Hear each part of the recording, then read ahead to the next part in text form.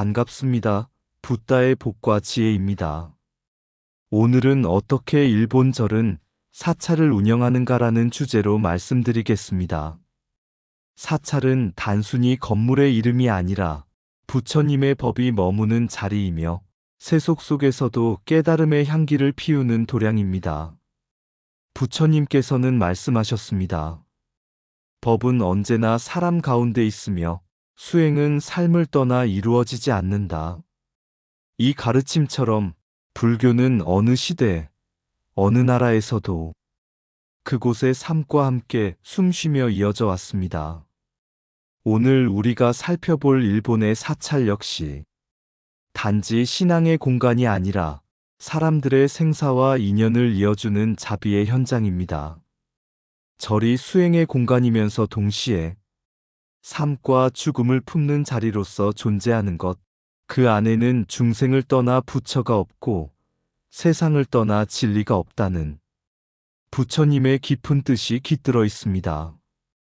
이 시간을 통해 일본 불교 사찰이 어떻게 그 뜻을 이어가고 있는지, 그리고 그 안에 담긴 불교의 지혜와 자비의 정신을 함께 느껴보시기 바랍니다. 자, 그럼 어떻게 일본 절은 사찰을 운영하는가? 그 여정을 함께 해볼까요? 옛날 부처님께서 세상에 계실 때의 일입니다. 어느 날 제자 아난다가 부처님께 여쭈었습니다. 세존이시여, 사찰이란 무엇입니까? 스님들이 머무는 집입니까? 아니면 법을 전하는 곳입니까? 부처님께서 미소 지으시며 말씀하셨습니다. 아난다여, 사찰은 돌과 기둥으로 세워지는 것이 아니라 그곳에 깃든 마음으로 세워지는 것이니라. 탑은 금으로 장식할 수 있으나 그 안에 등불이 꺼지면 그저 빈 껍데기에 지나지 않는다. 사찰이란 중생의 고통을 듣고 그 고통 속에서 자비를 밝히는 등불의 자리이다. 그때 한 제자가 묻습니다. 그렇다면 세존이시여, 세월이 흐르고 세상이 변해 사찰이 장사를 하거나 돈을 받아 운영해야 한다면 그것은 불법이 멀어진 것입니까? 부처님께서는 조용히 들고 있던 바루를 내려놓으시며 말씀하셨습니다. 바루도 빈 그릇일 때는 공 하나, 그 안에 밥이 담기면 생명을 살리는 그릇이 된다. 모양은 변하더라도 뜻이 바르다면 그것 또한 법의 길이니라. 사찰이 금전으로 벽을 쌓더라도 그 안에 자비와 감사가 흐른다면 그 또한 부처의 도량이 되는 것이다. 그날 밤, 한 늙은 승려가 부처님의 말씀을 되새기며 작은 등불 하나를 켜두었습니다. 그 등불은 밤새 꺼지지 않았고 그 빛은 멀리 마을까지 닿았습니다. 사람들은 그 불빛을 보고 절을 찾아와 기도하고 슬픔을 나누고 감사의 절을 올렸습니다. 그리하여 작은 등불 하나가 사찰의 시작이 되었고 그 절은 오랜 세월 동안 사람들의 마음을 밝히는 도량이 되었답니다. 오늘날 일본의 절들이 장례와 납골 혹은 문화재 관리로 생명을 이어가는 것도 겉으로는 세속처럼 보이지만 그 안에는 여전히 중생의 고통을 덜어주려는 자비의 등불이 타오르고 있습니다. 사찰의 형태는 달라도 그 뜻은 하나입니다. 등불이 꺼지지 않게 하라. 그것이 곧 부처님 법을 잇는 길이니라. 어느 날 제자 아난다가 부처님께 여쭈었습니다. 세존이시여, 세상에는 이렇게 많은 사상과 종파가 있습니다. 어느 것이 바른 길입니까? 어떤 길을 따라야 부처님의 진리를 제대로 만날 수 있습니까? 부처님께서 고요히 미소를 지으시며 말씀하셨습니다. 아난다여, 바다에는 셀 수 없이 많은 파도가 있으나 그 근원은 모두 하나의 바다이다.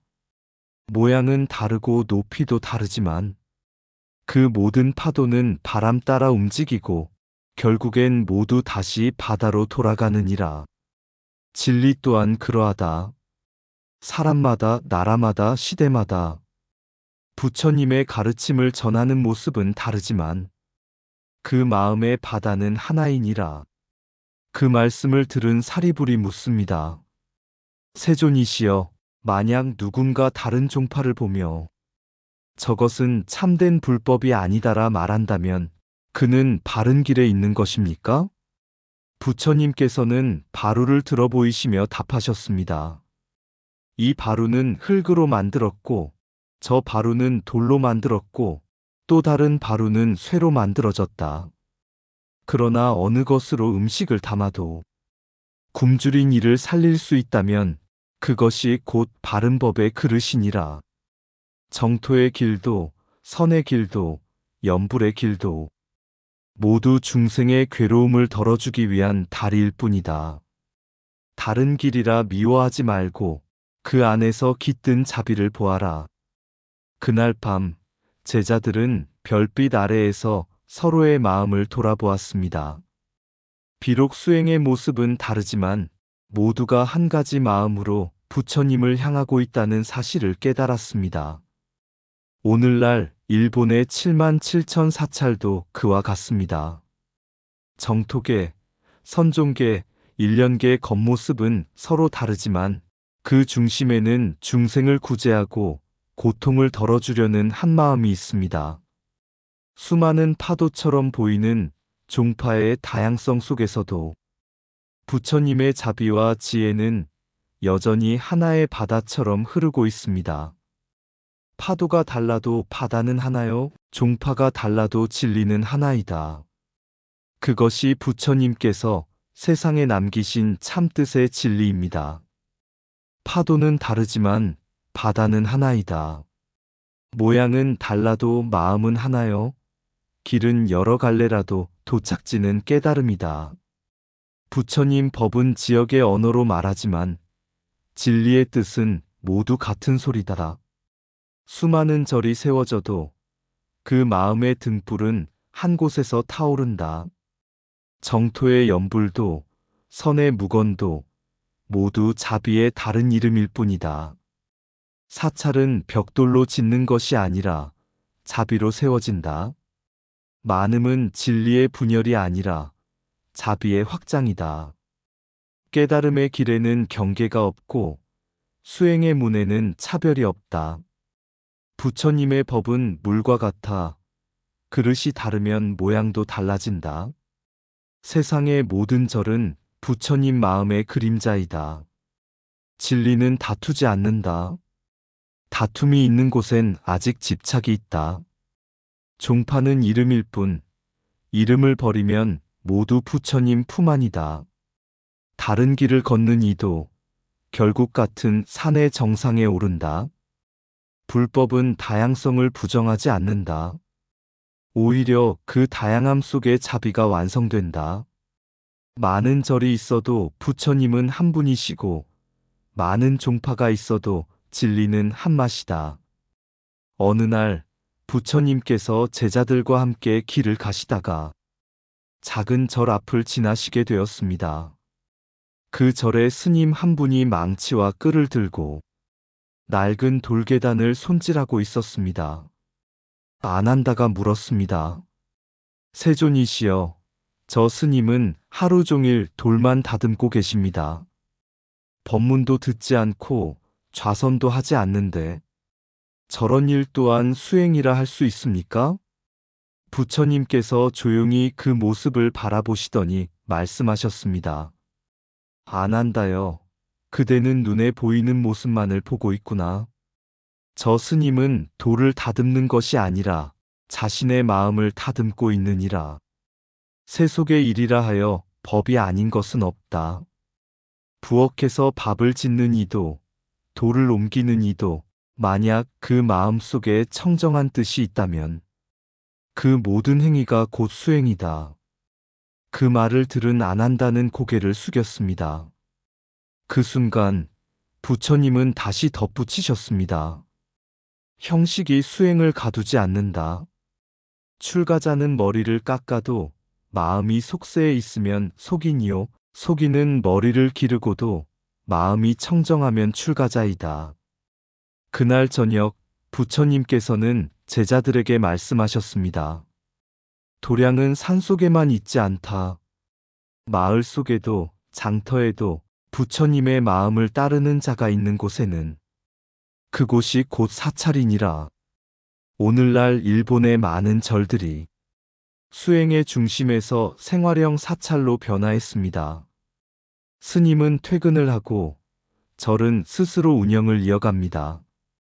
겉으로 보면 세속의 모습 같지만 그 안에는 여전히 부처님의 법을 세상 속에서 지키려는 마음이 있습니다.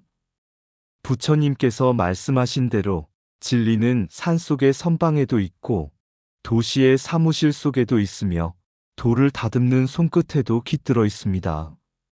즉, 일본의 절들이 경영으로 유지되더라도 그 마음 속에 자비와 청정함이 있다면 그 또한 수행의 또 다른 길인 것입니다. 마음이 도량이면 그곳이 절이다. 자비가 삶에 스며들면 그것이 수행이다. 절이 세워진다고 법이 서는 것은 아니며 마음이 고요해야 부처가 머문다. 출가의 길은 집을 떠나는 것이 아니라 욕심을 떠나는 것이다. 일을 하며 돈을 벌 수는 있어도 법을 팔 수는 없다. 사찰의 빛은 전등이 아니라 자비의 향기에서 피어난다. 세속의 직장은 퇴근이 있으나 수행자의 길에는 쉼이 없다. 절의 재정은 쇠할 수 있으나 청정한 마음은 결코 줄지 않는다. 가정을 꾸리며 수행한다면 그 가정이 곧 도량이 된다. 법당의 크기는 중요하지 않다. 법이 머무는 마음이 크면 그곳이 부처님 땅이다. 절을 경영하려 하지 말고 마음을 경영하라. 그것이 진정한 법의 지속이다. 세속의 일을 하며 법을 지키는 자, 그는 고요 속의 바람이다. 모든 것은 흘러가되 자비만은 사찰의 근본 자산이다. 사람이 떠나도 절은 남지만 수행이 떠나면 절은 껍데기다. 먹고 사는 문제 속에서 수행을 잃지 않는 자, 그는 진정한 스님이다. 절이 문을 닫을지라도 한 사람의 마음속 법당은 결코 닫히지 않는다. 진정한 불사는 건물 짓기가 아니라 마음속 무명을 허무는 일이다. 옛날 일본의 한 시골 마을에 연등사라는 작은 절이 있었다. 이 절은 특별한 수행 도량이라기보다는 마을 사람들의 장례를 맡아주는 곳이었다. 사찰의 주지 스님은 늙고 조용한 분으로 늘 탑 앞에 앉아 죽은 이의 위패 앞에서 나무아미타불을 염송했다. 어느 날 한 젊은이가 찾아왔다. 스님, 절은 죽은 사람의 일만 하는 곳입니까? 불법이란 생자를 위한 것이라 들었는데 이곳은 오직 죽은 자의 향만 가득하군요. 스님은 미소 지으며 말했다. 그대는 죽은 자와 산자를 가르지만 부처님 눈에는 둘이 아니네. 젊은이는 이해하지 못했다. 그러자 스님은 절 뒤에 납골당으로 데려가며 조용히 말했다. 이곳에 모셔진 사람들 모두 살아있을 때 이 절에 와서 내게 말했지. 스님, 나 죽으면 불법으로 보내주시오. 그들의 마지막 염원이 바로 이곳에 있다네. 내가 하는 일은 죽은 자의 장례가 아니라 그 염원을 이어주는 일일세. 스님은 잠시 눈을 감았다가 손에 든 염주를 돌리며 계속 말했다. 사찰의 역할이란 생자만을 위한 것도 사자만을 위한 것도 아니네. 죽음을 통해 삶을 배우고 슬픔 속에서 자비를 배우는 것. 그것이 곧 불교의 생명이라네. 젊은이는 그 말에 가만히 고개를 숙였다. 스님은 마지막으로 덧붙였다. 삶의 끝을 책임지는 절이 있다면 그 절은 아직도 살아있는 절일세. 왜냐하면 죽음을 통해 생명을 비추는 것이 바로 부처님의 가르침이니까. 그날 이후 젊은이는 매주 절을 찾아와 연부를 배웠다. 그는 나중에 이렇게 말했다. 나는 그 절에서 죽음을 공부했지만 실은 그곳에서 삶을 배웠다. 부처님 법은 죽음 속에서 생명을 보고 이별 속에서 자비를 배우며 무상 속에서 평등을 깨닫는 가르침이다. 일본 사찰이 장례와 납골 중심으로 변했어도 그 근본에는 여전히 생사를 넘어선 연민이 살아있다. 절이 삶의 끝을 책임지는 곳이라면 그것은 단지 장례를 치르는 곳이 아니라 마음을 깨닫게 하는 문이다. 죽음을 두려워하지 말라. 그것은 또 다른 생명의 문일 뿐이다. 사찰은 죽은 이를 위한 곳이 아니라 산 이가 삶을 배우는 곳이다. 부처님의 자비는 생자와 사자를 가르지 않는다. 이별의 눈물 속에 자비의 씨앗이 자란다. 생사의 경계는 바람처럼 지나가되 깨달음은 그 바람 속에서도 머문다. 죽음은 끝이 아니라 업의 인연이 다음 생을 부르는 종소리다. 장례는 슬픔 의식이 아니라 연민의 수행이다. 죽음을 돌보는 일은 곧 삶을 존중하는 일이다. 무상을 아는 자는 죽음 속에서도 평안을 얻는다. 사찰의 향은 죽은 이를 위한 것이 아니라 산 이의 마음을 밝히기 위한 것이다. 삶을 붙잡으려 하지 말라. 그대가 놓는 순간 생명은 더 깊어진다. 49제의 기도는 돌아간 이를 위한 것이 아니라 남은 이의 마음을 깨우는 길이다. 죽음이 있기에 삶이 귀하고 이별이 있기에 사랑이 깊다. 부처님은 생자에게 법을 설하고 사자에게는 자비를 베푸신다. 삶의 끝을 돌보는 자, 그는 이미 깨달음의 초입에 서 있다. 생사를 넘어선 자비의 등불. 저녁 종소리가 마을에 퍼질 때 작은 일본 사찰의 납골 땅에는 여전히 향내가 은은히 감돌고 있었다. 주지 스님은 손에 염주를 들고 조용히 읊조렸다. 나무아미타불, 나무아미타불. 그 염불은 단지 죽은 이를 위한 것이 아니었다. 그 속에는 남은 이들의 슬픔을 덜어주는 위로가 있었고 또한 죽음을 통해 삶을 되돌아보게 하는 깊은 깨달음이 담겨 있었다. 한 신도가 다가와 물었다. 스님, 왜 절은 이렇게 죽음의 일을 많이 합니까? 부처님의 가르침은 생의 희망을 말하는 것 아닙니까? 스님은 미소 지으며 답했다. 불법은 생에 머무르지도 죽음에 머무르지도 않는다. 죽음 속에서도 생명을 보고 생명 속에서도 무상을 보는 것. 그것이 바로 부처님의 길이네. 그는 이어서 말했다. 죽은 이를 위해 염불할 때 우리는 자신을 위해 자비를 배우네. 무상함을 아는 순간 삶의 모든 순간이 법당이 되지. 그날 밤 절의 종이 3번 울렸다. 먼 산으로 퍼져나간 종소리는 마치 부처님의 자비가 생사의 경계를 넘어 모든 중생의 마음을 두드리는 듯했다. 그리고 스님은 마지막 향을 피우며 이렇게 속삭였다. 삶을 돌보는 것도 죽음을 돌보는 것도 결국은 하나의 마음에서 나온다. 그 마음이 자비이고 그 자비가 곧 불법이네. 그 순간 향불은 잿빛 속에서도 빛을 냈다. 불꽃은 작았지만 그것은 생사를 초월한 진리의 불빛이었다. 죽음의 절이라 불리던 그곳은 그날 이후 생명을 깨닫는 도량으로 기억되었다.